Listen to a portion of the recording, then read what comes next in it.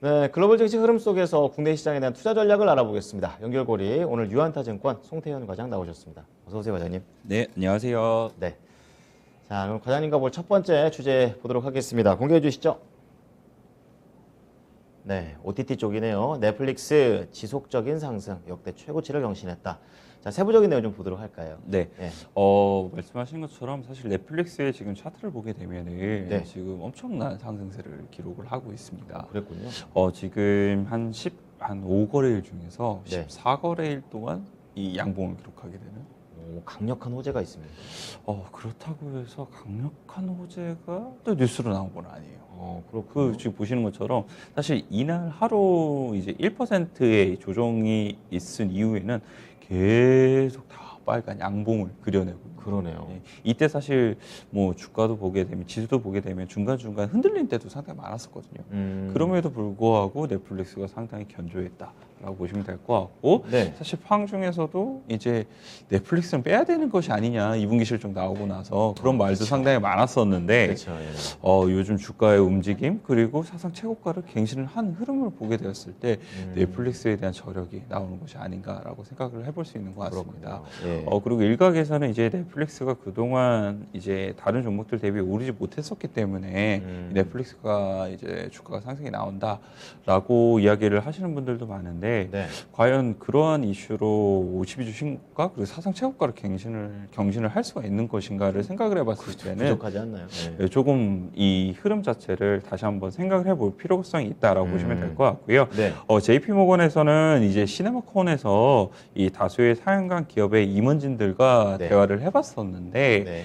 이 넷플릭스가 일부 오리지널 영화를 사양관에서 이 개봉하는 전략을 검토하고 있다라고 이야기를 하고 있습니다. 네. 즉 이제 보게 되면 디즈니 플러스 같은 경우에도 사실 영화관하고 그 다음에 OTT하고 동시 개봉을 한다거나 코로나 이런 때문에. 거를 네. 이제 이 진행을 하게 되잖아요. 그렇죠. 넷플릭스 같은 경우에도 보게 되면 물론 스트리밍 서비스라든지 이런 거는 잘하고 있었지만 네. 동시 상영이라든지 이런 부분에 있어서는 약간 약했던 부분이 있었었는데, 그랬군요. 이거를 보다 더 강하게 이제 이 진행을 하겠다라는 이 이야기가 이 8월 31일 정도에 이 JP모건에서 나왔다라고 보시면 될 것 같고요. 네. 버즈에서 보게 되면은 10월 1일부터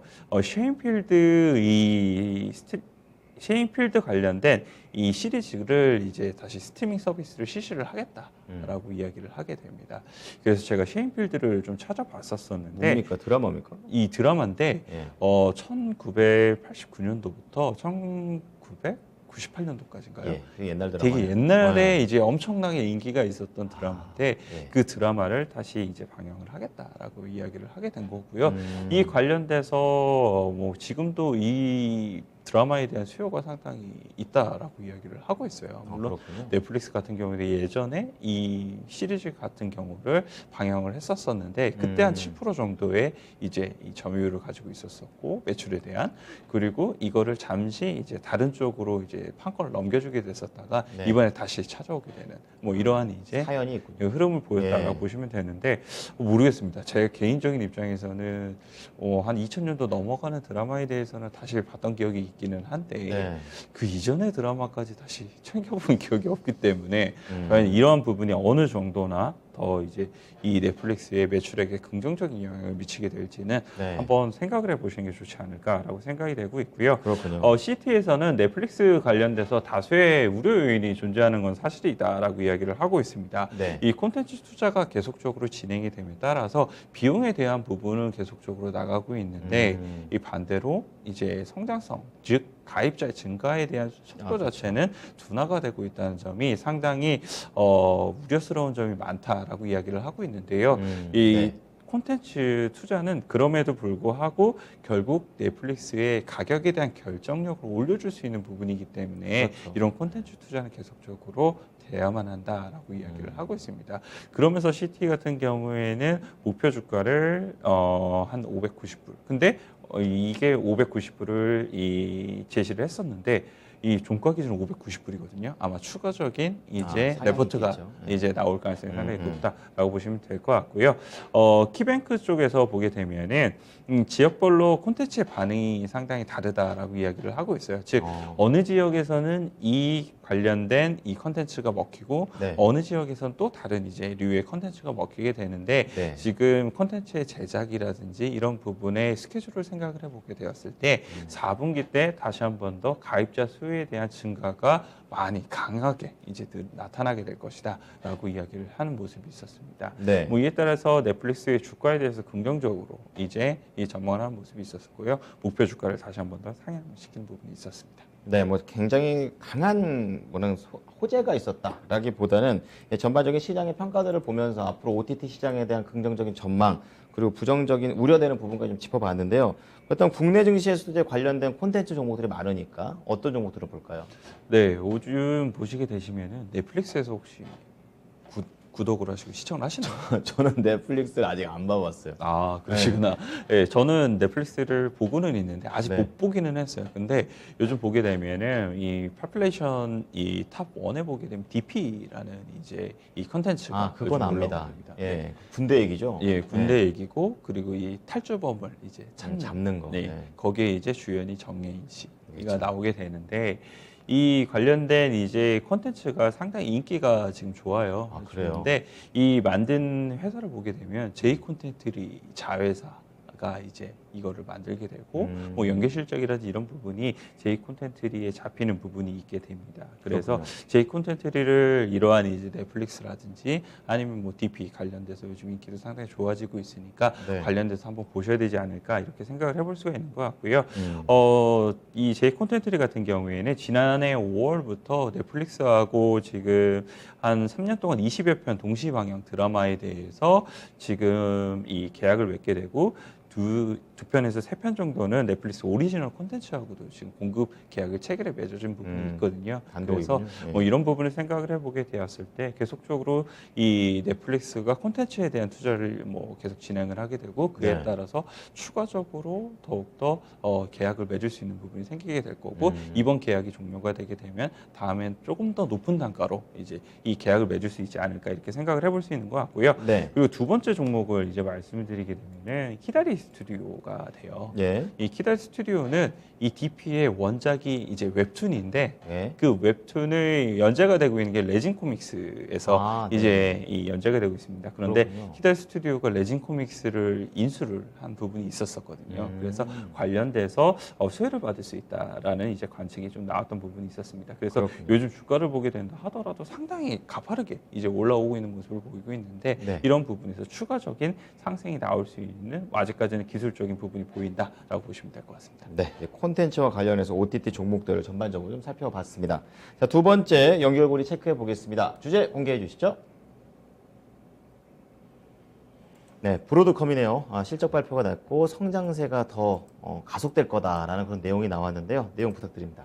네, 브로드컴 관련돼서 실적이 뭐 아직도 나오는 기업이 있겠느냐라고 말씀을 하시겠지만, 그렇죠. 뭐 실적은 뭐 거의 마무리 단계이긴 하지만 발표는 계속적으로 되고 있다라고 보시면 될 것 같아요. 네. 3분기 실적이 뭐 상당히 잘 나왔습니다. 뭐 요즘 매출액 같은 경우에 16% 정도 증가를 하게 되고 네. EPS 같은 경우에도 한 30% 정도 가까이 증가를 하게 되면서 컨센서스를 모두 다 상회했다라고 보시면 될 것 같고요. 네.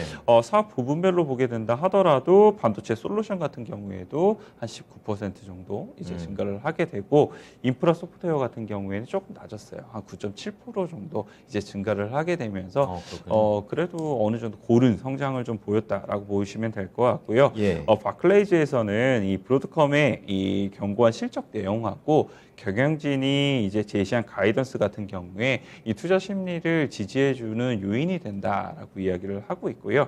3분기 이제 브로드컴의 실적을 이제 전망을 했었는데 네. 모든 사업 부분에서 두 자릿수 이상의 이 실적에 대한 증가를 보이게 될 것이다라고 전망이 나오는 부분이 있었습니다. 그렇군요. 그래서 강한 이제 이 전망을 보였다라고 보시면 될 것 같고요. 네. 로즌블랙 같은 경우에도 브로드컴이 이제 네트워크하고 광대역 인프라 실리콘 사업을 중심으로 강력한 성장세를 지금 누리고 있다라고 이야기를 하는 부분이 있었습니다. 네. 물론 성장세 둔화에 관련돼서 일부 업황에 대한 부분이 조금 뭐 둔화 우려감이 있기는 하지만 이 기업 대상하고 광대연막 사업에 대한 성장 추이라든지 이런 부분은 계속적으로 견고하게 이루어지고 있기 때문에 네. 이 브로드컴에 대해서 더욱더 이 주가에 대한 부분을 봐야 되지 않겠느냐라고 이제 긍정적인 전망이 있게 되고요.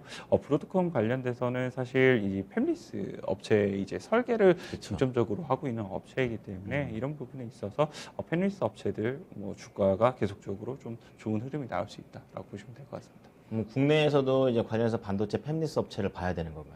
팹리스 업체들 같은 경우에도 주가에 대한 흐름 자체는 요즘 근데 그렇게 좋지는 못해요. 그렇군요. 아무래도 국내의 이 팹리스 업체들 같은 경우에는 실적에 대한 부분이 상당히 좀 낮기 때문에 네. 그런 부분에 있어서 약간 테마성으로 움직이는 경우가 상당히 더욱더 많았다라고 보시면 될 것 같고요. 네. 대부분의 팹리스 업체들이 지금 실적에 대한 부분이 좀 적은 부분이 있는데 그나마 실적이 조금씩 개선이 되고 있는 게 칩셋 미디어라는 종목이 있어요. 그렇죠. 여러 가지 IP 이 지적 재산권을 좀 예. 가지고 있는 부분이 있기 때문에 그 업체 같은 경우에 요즘 자율주행 관련돼서 다시 좀 이슈가 나오고 있거든요. 그런 부분에서 한번 보셨으면 좋겠다라고 말씀을 드리고 싶고요. 예. 또 하나의 기업을 이제 말씀을 드리게 되면은 시그네틱스라는 종목이 있습니다.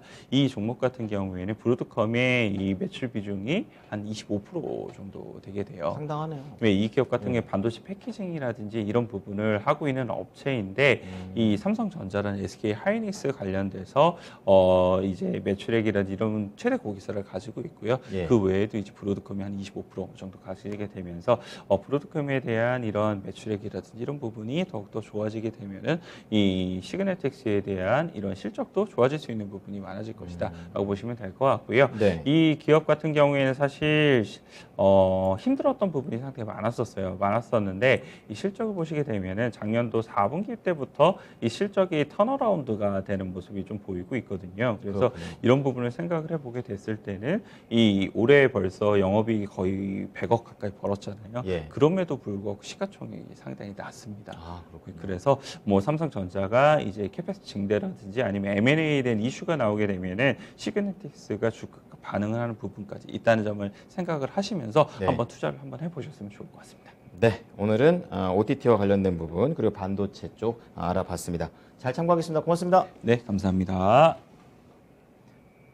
네, 지금까지 유한타증권 송태현 과장과 함께한 연결고리였습니다.